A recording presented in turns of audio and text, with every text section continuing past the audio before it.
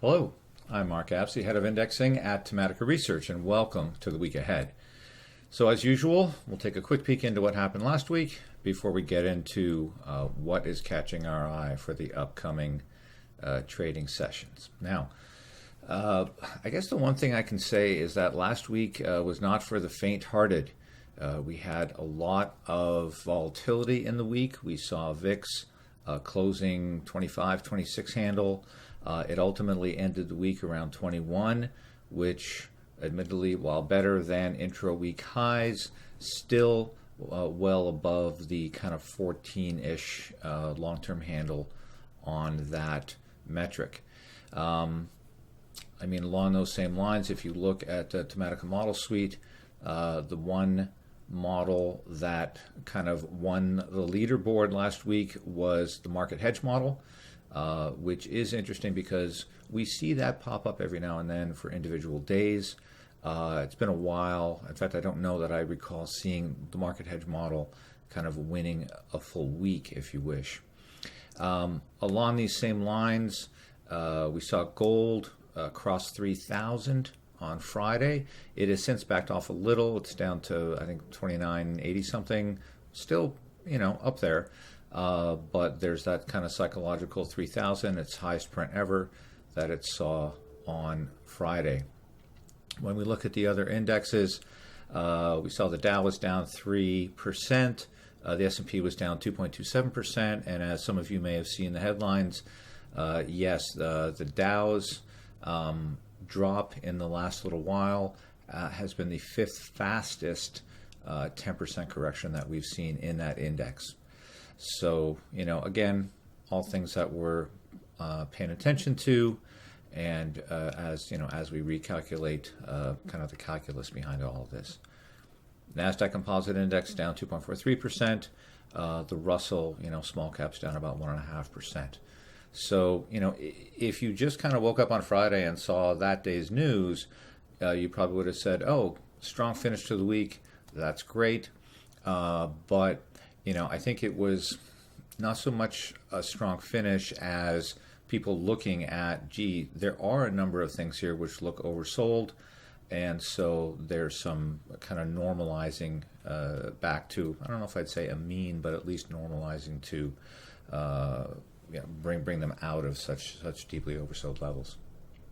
Again, looking at sectors, we basically had two positive sectors last week, energy and utilities. That's it. They were both up, energy up about 2.6%, utilities up about 2%. The remaining sectors, financials were down about 1.2%, consumer discretionary down 4.36%.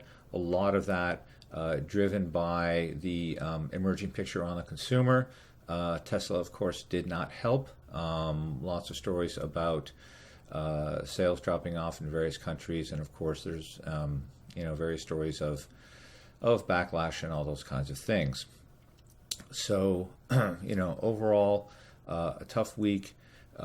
We did see that almost regardless of posted results on earnings for consumer oriented companies, that they were all kind of taking down estimates. Okay, now looking ahead to this week, we're still in earnings season. We do have a number of consumer names that are going to be reporting this week, and again, the expectation is that regardless of how their current quarter, how they fared in the current quarter, that we'll be looking for them to kind of take down guidance. But looking at the companies that are coming up, we do have some names that'll give some good color on what's going on in consumer land. I talked a little bit about Tesla earlier. Competitors XPeng and NIO are going to be reporting this week. Of course, it's not lost on us that, yes, those are Chinese companies, and so with all the tariff talk and backtracking, we really have yet to see anything firm come out of that. Hopefully we'll get a little bit of guidance from those two companies as to where they see sales going. FedEx is going to be reporting as well. So that's going to give us some good indication of how their shipments are going and what they see going forward. What, if any, impact tariffs have had on the current quarter, and what they look forward to coming up. Again, on the consumer level, we've got a number of names here: Five Below, Land's End, J. Jill, Williams Sonoma, Signet Jewelers, right? Lots of discretionary spending here, and staples as well. But essentially, what are these? Same story. What are these guys seeing? What are they expecting? One name I always think is interesting. I'll ask you the question: what do Olive Garden, Longhorn Steakhouse, and Capital Grille all have in common? And if you're an investor in this company, you know already, but they are all owned or under the same umbrella, which is Darden Restaurants. And I always like to listen to what they're saying, because ostensibly you've got kind of, I hate to put it this way, but you've got kind of a wide, swath, if you wish, of the consumer in terms of income levels, right? Your average Olive Garden enjoyer not necessarily going to be frequenting Capital Grille, and vice versa. So again, going to be interesting to see across kind of socioeconomic bands what Darden Restaurants is seeing as well. On the tech side, Micron, Jabil. Of course, everyone is AI happening? Is it not happening? What's Microsoft doing with its data centers? What's the latest on NVIDIA? Is DeepSeek eating everyone's lunch? All of these questions are going to tie into what Micron and Jabil have to say. And then finally, Science Applications International Corp. They're basically a big government contractor, and they do lots of infrastructure. They do a lot of work for NASA. They do a lot of work for the Department of Defense. Of course, again, we've kind of seen the headlines on NASA. We haven't seen too many headlines on Department of Defense, at least fiscal headlines anyway. But again, it's going to be very interesting to see what kind of impact that company has seen on its top line, and then of course what they're looking, what are they anticipating, what are they hearing about budgets, what are they hearing about spend for their products and services. From an economics perspective, busy week, right? We've got the Fed meeting in the middle of the week. There's a 99% chance, or at least it's 99% chance priced into Fed funds futures curve, that there's going to be no change. And honestly, we don't see any reason why there should be, right? But we do have a number of numbers coming out. We've got retail sales, we've got inventories. One thing which is interesting is National Association of Home Builders. Their March number is slated to come out. They're seeing, or at least estimates are calling for kind of a half-point uptick to 42.5. When you look at that chart on that index, over the last number of months, it's basically been a consolidating pennant, right? And if you follow that kind of speak, I'd say it's maybe 75-80% through the pattern.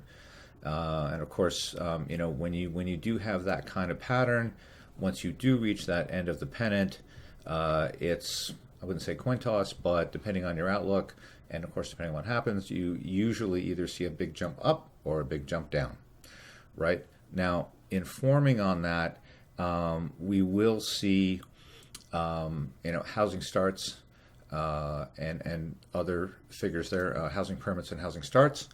And so that'll inform a little bit as to what's going on with that figure. Although these are February figures, we are going to get them for import price index and export price index. The expectation is that the import price index is going to drop about 0.1%, exports dropping about 0.3%. Now again, this is for February, right? So this is kind of before any of the tariffs have really gone into place. So yes, it's a number. It'll get reported. Honestly, I don't know too many people that are going to be paying too much attention to it, but I just wanted to put it out there so that when you do see, import and export prices, those are for February. And so those essentially don't mean a whole bunch. It's really what's going to come out in April that'll capture March and onwards that people are going to start paying attention to. I talked about the Fed meeting. And then again, Thursday, we're going to get our usual updates on the employment scenario, initial and continuing claims. Again, I don't know that there are huge expectations about movements in either of those numbers. We saw some shock earlier, and frankly, a lot of what were considered moves for public workers, we're actually starting to see some of those being undone.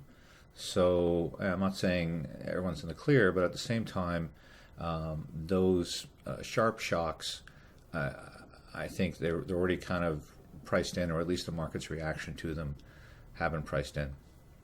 Last thing I'll mention, leading economic indicators, I believe, are going to be reported on Friday.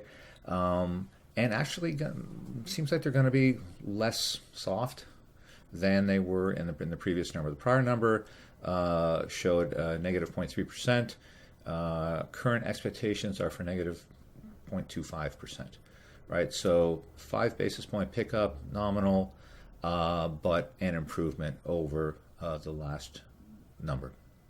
Okay, so in terms of going forward, in terms of this week, again, Fed meeting, no change expected. We will be paying attention to all those numbers that are coming out that I mentioned.